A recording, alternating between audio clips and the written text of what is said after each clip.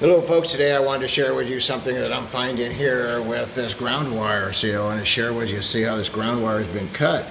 Now what this ground does is it goes from, it grounds our electrical panel, but it comes all the way down here and then it goes out and it bypasses all of my shutoff valves, which you can see this shutoff valve is pretty deteriorated. But that way we get a pure grounding. But okay, we went all this work here, but this is why it's failing right here. Look at that. I mean, it's been cut. It's very thin, and it's supposed to be a by code, whatever code this municipality is for the grounding gauge of the wire thickness.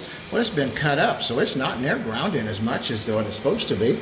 This is a problem, and so this needs to be attended to. Easy fix, but a big deal. Thanks folks for watching our videos, and hey, hit like, subscribe, and share with your friends. I would greatly appreciate all your help. Have a great day.